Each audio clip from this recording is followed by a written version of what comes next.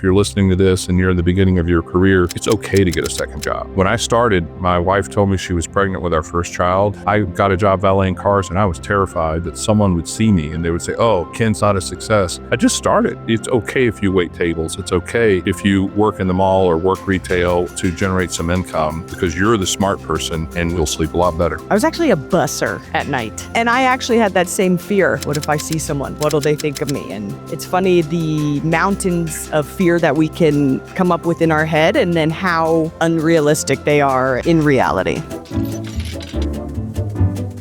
What is your most commonly asked questions from new brokers in our business, and what's your response? I think once you're a young broker, the biggest common theme is fear. Managing through fear and lack of self-confidence to be able to propel you forward. I will admit it's tough when you're 25 to talk to a senior executive that's 50 or 55. But we talk about something called the ask for advice approach as a way to talk to executives. I think the second thing that I hear over and over again is, how do I know each day if I've done the right thing? Because I'm busy. Everybody's busy, but are you the right kind of busy? And the worst is if you don't know that you're a bad busy, that you're working on low payback activities. And the way that manifests, especially when you're 25, we have assistants in this business for a reason, but a 25-year-old feels like they want to do it all themselves. They don't think they've earned the right to be able to delegate. And that, my friends, is a mistake. I've been in this business for 10 years now, Cy, because you're right. I want to talk to you about an issue I've had, or pain point I have found. Sure. When I started posting on social media about commercial real estate, I found that I was leading with maybe the wrong benefits of working in commercial real estate, which would be financial. And then I started to get these calls from my friends and from people I have known in my life because they were seeing the content that I was putting out about big commissions and fancy dinners in commercial real estate, and they wanted to get into the business. However, they were probably not the right, it come to find out, this business is not for everyone. Correct. What are, we'll say, 3 things you think a broker starting out in commercial real estate needs to understand before the big payday comes? Fundamentally, this business is about service and service to others. What I think a lot of people misconceive, and you're exactly right, they think about a big commission check. But in reality, what we're trying to do is serve a business. In my case, I work as a tenant rep that has a need. And the real estate is just a way for them to propel their business forward. So people become myopic and they focus on the sticks and bricks, which is okay. We need to be an expert at that. But then they forget the next question of, why is my client leasing or buying this building? I think the second thing that's wonderful about our business that doesn't get talked about enough is that once you become successful, so you're kind of a few years into your career, you control your own time, which is a double-edged sword.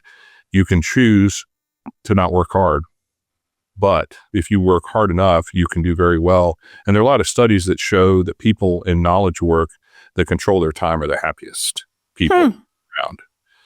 And you certainly, the bell rings, the client calls, you got to do a deal, you got to get something for someone, but being able to control your time is a sure path to a happier life. And then I think number 3, there's no cap on your income, to talk about that for a second, but there's also the downside of 0. And so the way to manage your finances is to begin, first of all, if you're young in your career and you could avoid building debt, that would be great.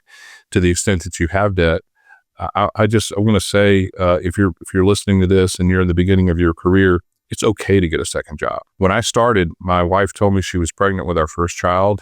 I got a job valeting cars and I was terrified that someone would see me and they would say, oh, Ken's not a success. I just started. Yeah.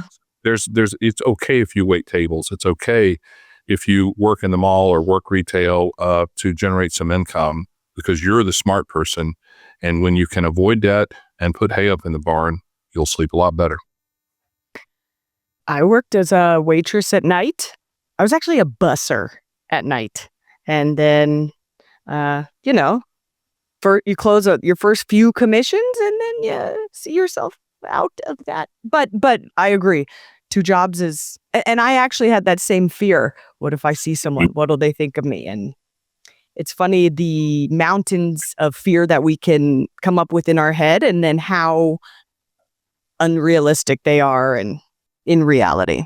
So, And on that point, Aviva, I just want to encourage you, if you're experiencing, Sunday night frights, you're worried about the week, or you got this fear like you just described in your head, to talk to someone in your life that you trust and try to understand and validate, should I really be worried about this? Because I think when you get perspective, you get out of your head. And we talked before about, the gratitude audit and, how to bring perspective to the good things in your life.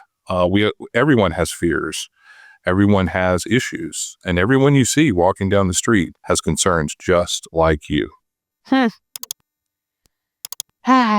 So, Ken, I want to talk about tenant rep. I'm kind of got a little, I'm into it these days. If someone who's never heard of tenant rep before is listening, how would you explain tenant rep brokerage? Sure. So it's where the fiduciary or the responsibility is. When you're helping someone sell a building or lease a building, your fiduciary or responsibility is to the person that owns that asset. In tenant rep, the fiduciary responsibility is to the corporation that you're representing. In other words, it's pretty simple. I help companies solve real estate problems. And if you think about in corporate America, in most cases, the biggest cost is labor. The second biggest cost, real estate. There's a big ability in real estate because these are high-profile projects. Everybody sees them. They're long-term commitments, a decade or more. And there's the ability to commit a CLM. That's a career-limiting move. And we specialize in avoiding CLMs. And we've taken this test thousands of times. And I think one of the biggest, I'm proud of my team and the value that we add, but one of the biggest things that we can do is to help them evaluate business risk. For example, let's say we're in the middle of a lease document and the lawyers want to talk about condemnation, but we know it's a 50-story office building. It's never going to be condemned. Now, we always want you to follow advice of counsel. We'll be very clear of that, but we can bring perspective from the business viewpoint of problems and help our clients solve them. And then the other thing we bring is a sense of urgency. I tell people all the time, this is your company, but it's my deal and I'm going to get it done. I like that. I'm probably going to take that line from you and pretend like it's my own. Okay, so this is a hill I die on. If you were to choose to broker multifamily commercial real estate, your avenues of income are when you sell a property or when you represent on the buy side. However, if you work in office, industrial, or retail, there is an additional avenue of income, leasing. Right. And I don't think, when new brokers come to me, they say, I want to get into the business and I'm underwriting these multifamily deals. It's the first thing that comes to mind because I think of 2024 was a little messy for sales. The amazing thing about office, industrial, retail, and tenant rep is that it's an additional avenue for income in our business that doesn't rely on the sales of the property. Mm-hmm. And that makes me happy. How did you decide that you were going to only navigate in the tenant rep lane, and when did you decide that? Well, it was decided for me at the beginning of my career that I was going to be an industrial broker, and now I'm assigned as an office broker, but we do plenty of industrial for our clients around the country. But I fell in love with it.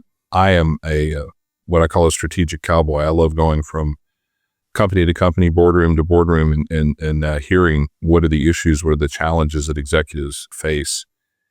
Some people love sports. I love talking business and understanding where we are in the economic cycle and what are the impacts of an M&A or, whatever strategic move that the company is going to make. So for me, it keeps everything interesting. People say in a parallel question, if you've done this for 30 years, aren't you bored? Absolutely not, because it's always changing. It's always different.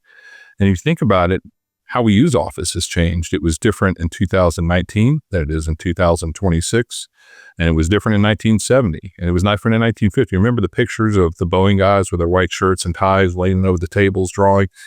So the movie is always interesting because it's changing. I've been having this conversation a lot recently, how 2019 was just like a different universe. And now here we are in 2026 and it's a different world. And had somebody told us in 2020, hey, XYZ is going to happen, and then this would be the result, I don't think anybody would have believed you know, or me, or anybody.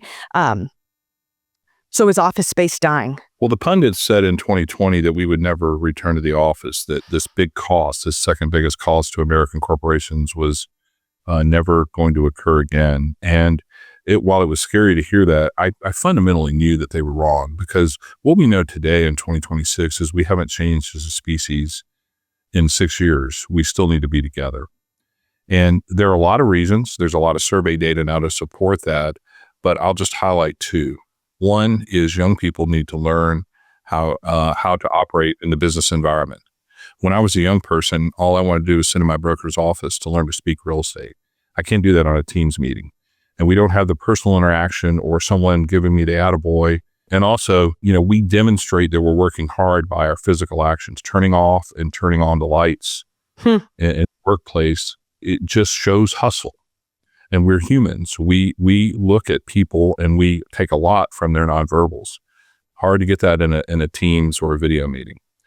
I think the second reason that it's so critical to be together is this came from a director of real estate in one of the largest tech portfolios in the world.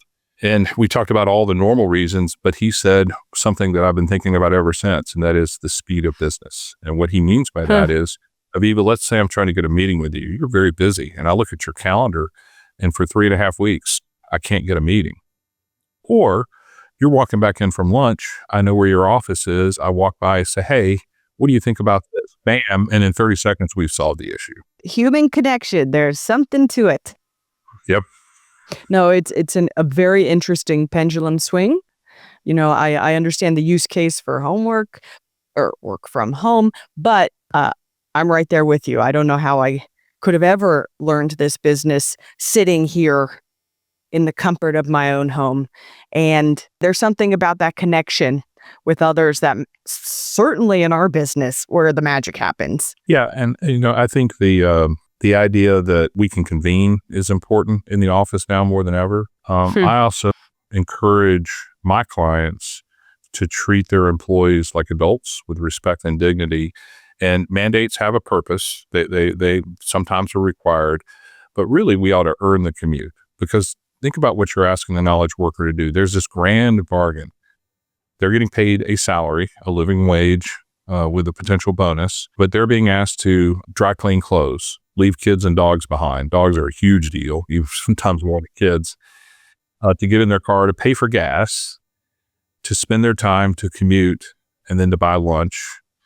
All of that requires a lot of activity, a lot of friction. And so now, to your point about 2019, what has changed, I think we were in some ways thinking more about density than dignity.